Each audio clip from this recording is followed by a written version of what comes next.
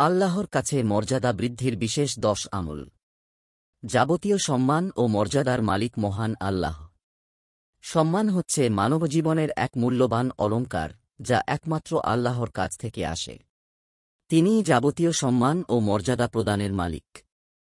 তিনি যাকে ইচ্ছা সম্মানিত করেন এবং যাকে ইচ্ছা লাঞ্ছিত করেন। নিম্নে আল্লাহর কাছে মর্যাদা বৃদ্ধির বিশেষ 10 আমল নিয়ে আলোচনা করা হল। 1. তাকওয়া অবলম্বন করা। তাকওয়া বা আল্লাহভীরুতা বান্দার মর্যাদা বৃদ্ধি করে। আকাশবাসী ও জমিনবাসীর কাছে তাকে সম্মানিত করে তোলে। আল্লাহ পবিত্র কোরআনে পরহেজগার বান্দাকে সর্বাধিক সম্মানিত ব্যক্তিরূপে আখ্যায়িত করেছেন। আল্লাহ বলেন, নিশ্চয়ই তোমাদের মধ্যে আল্লাহর কাছে সর্বাধিক সম্মানিত ওই ব্যক্তি, যে তোমাদের মধ্যে সর্বাধিক আল্লাহভীরু। সূরা হুজুরাত আয়াত 13। 2. দ্বীনি জ্ঞান অর্জন করা। যারা দ্বীনি জ্ঞান অর্জন করে এবং সেই জ্ঞান জীবনে বাস্তবায়নের প্রচেষ্টা অব্যাহত রাখে, আল্লাহ তাদের জগদাসীর কাছে সম্মানিত করে তোলেন এবং পরকালেও তাদের জন্য সম্মানিত হওয়ার ব্যবস্থা করেন। আল্লাহ বলেন, তোমাদের মধ্যে যারা ঈমান এনেছে এবং যাদেরকে জ্ঞান দান করা হয়েছে, আল্লাহ তাদের উচ্চ মর্যাদা দান করবেন। আর তোমরা যা করো আল্লাহ তা ভালোভাবে খবর রাখেন। সূরা মুজাদালাম আয়াত 11। 3. তাহাজ্জুদ সালাত আদায় করা। তাহাজ্জুদ সালাত শুধু একটি নফল ইবাদত নয়, বরং এটি এক রুহানি সফর, যা বান্দাকে পৌঁছে দেয় আল্লাহর নৈকট্যে। তাহাজ্জুদ আদায়কারীরা কিয়ামতের দিন প্রশংসিত স্থানে অধিষ্ঠিত হবেন। আল্লাহ তাআলা বলেন, রাতের কিছু অংশে তাহাজ্জুদ পড়বে, যা তোমার জন্য এক অতিরিক্ত ইবাদত। আশা করা যায় তোমার প্রতিপালক তোমাকে মাকামে মাহমুদে পৌঁছাবেন। সূরা বনী ইসরাইল আয়াত ৭৯। 4. মাতাপিতার জন্য সন্তানের দোয়া। মাতাপিতা যদি কোনো পরহেজগার সন্তান দুনিয়ায় রেখে যান আর সে তার মাতাপিতার জন্য দোয়া করে বা ক্ষমা প্রার্থনা করে, তবে সেই দোয়ার বদৌলতে আল্লাহ জান্নাতে মাতাপিতার মর্যাদা বাড়িয়ে দেন। আবু হুরায়রা রাদিয়াল্লাহু আনহু বলেন, রাসূলুল্লাহ সাল্লাল্লাহু আলাইহি ওয়াসাল্লাম বলেছেন, আল্লাহ জান্নাতে তাঁর কোনো নেক বান্দার মর্যাদা বাড়িয়ে দেবেন।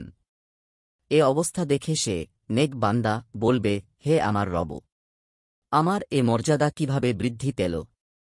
তখন আল্লাহ বলবেন, তোমার জন্য তোমার সন্তান সন্ততির ক্ষমা প্রার্থনা করার কারণে। ইবনু মাজাহ হাদিস 3660। 5. কোরআনের ধারকবাহক হওয়া। কোরআন এমন এক আলোকবর্তিকা, এর সঙ্গে যে সম্পর্ক গড়েছে, আল্লাহ তাকে উঁচু মর্যাদায় অভিষিক্ত করেছেন, আর যে এর থেকে মুখ ফিরিয়ে নিয়েছে, সে নিপতিত হয়েছে লাঞ্ছনার অন্ধকারে।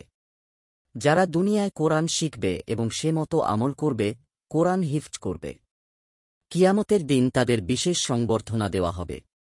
আবু হুরায়রা রাদিয়াল্লাহু আনহু থেকে বর্ণিত, নবী সাল্লাল্লাহু আলাইহি ওয়াসাল্লাম বলেছেন, কোরআন কিয়ামত দিবসে হাজির হয়ে বলবে, হে আমার রব, একে কোরআনের বাহককে অলংকার পরিয়ে দিন।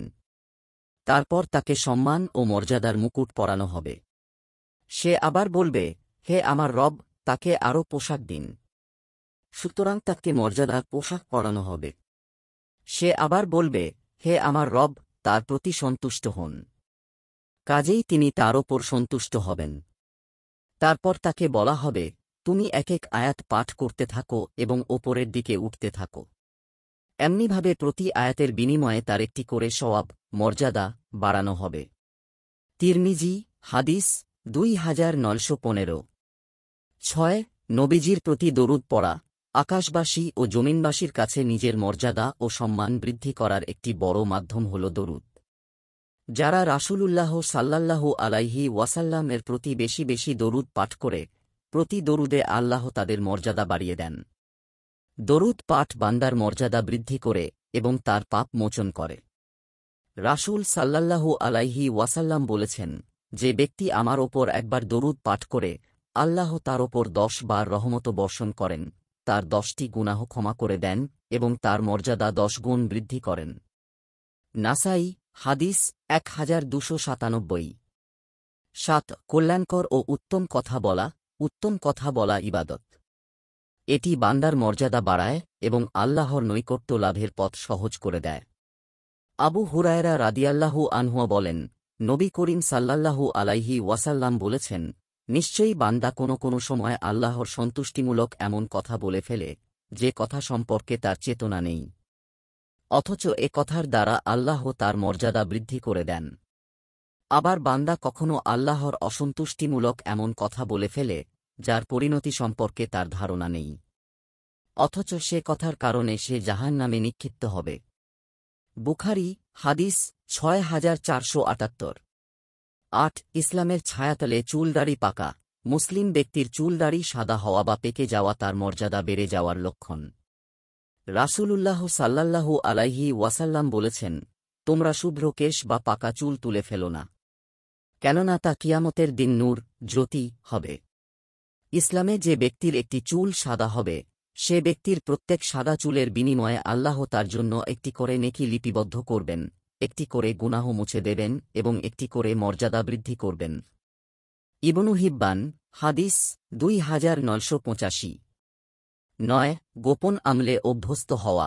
গোপন নেক আমল বান্দার মর্যাদা ও সম্মান বৃদ্ধির একটি গুরুত্বপূর্ণ মাধ্যম। এটি কোরআন, হাদিস ও মুসলিম মনীষীদের বাণীতে সুস্পষ্টভাবে প্রতিফলিত হয়েছে। জুবায়ের ইবনুল আওয়াম রাদিয়াল্লাহু আনহু বলেন, কেউ যদি কোনো গোপন নেক আমল করতে সক্ষম হয়, তবে সে যেন তা করে। মুসনাদে ইবনিল জাদ পৃষ্ঠা বিয়োগ ১১৩। কিয়ামতের ময়দানে মহান আল্লাহ যে ৭ শ্রেণীর বান্দাকে ছায়া দান করবেন, তার মধ্যে ৩ শ্রেণীর লোক হবে গোপন আমলকারী। যেমন নবী করিম সাল্লাল্লাহু আলাইহি ওয়াসাল্লাম বলেন, সেদিন ৭ শ্রেণীর ব্যক্তিকে আল্লাহ তাআলা তাঁর আরশের ছায়ায় আশ্রয় দেবেন, যেদিন আল্লাহর ছায়া ছাড়া আর কোনো ছায়া থাকবে না। তন্মধ্যে অন্যতম হল ওই ব্যক্তি, যাকে কোনো উচ্চ বংশীয় রূপসী নারী আহ্বান জানায়, কিন্তু সে এই বলে প্রত্যাখ্যান করে যে আমি আল্লাহকে ভয় করি, আর সেই ব্যক্তি ছায়া পাবে, যে এমন গোপনে দান করে যে তার ডান হাত কি ব্যয় করে বাঁ হাত সেটা জানতে পারে না। অতঃপর সে ব্যক্তি, যে নির্জনে আল্লাহকে স্মরণ করে, ফলে তার ২ চোখ দিয়ে অশ্রু প্রবাহিত হয়। বুখারী হাদিস ৬৬০। ১০ ঈমান আনা ও নেক আমল করা। সম্মানিত জীবন লাভের প্রধান শর্ত হল ঈমান। আল্লাহর প্রতি ঈমান আনা ছাড়া পৃথিবীতে কেউ প্রকৃত সম্মানের অধিকারী হতে পারে না। মহান আল্লাহ বলেন, আর যে ব্যক্তি তাঁর কাছে হাজির হয় সৎকর্মসমূহ সম্পাদনকারী মুমিন হিসাবে, তাদের জন্য আছে উচ্চস্তরের মর্যাদা। আর আছে স্থায়ী বসবাসের বাগিচা, যার তলদেশে নদীসমূহ প্রবাহিত, যেখানে তারা চিরকাল থাকবে। এটা কেবল তাদেরই প্রতিদান, যারা ভেতরে বাইরে পরিশুদ্ধি অর্জন করেছে। সূরা তহা আয়াত ৭৫-৭৬। মহান আল্লাহ আমাদের আমল করার তাওফিক দান করুন। দিন প্রচারের উদ্দেশ্যে ভিডিওটি শেয়ার করুন। লাইক, কমেন্ট, ফলো এবং চ্যানেলটি সাবস্ক্রাইব করে পাশে থাকবেন। মহান আল্লাহ আপনাকে উত্তম যা দান করুক। আমিন।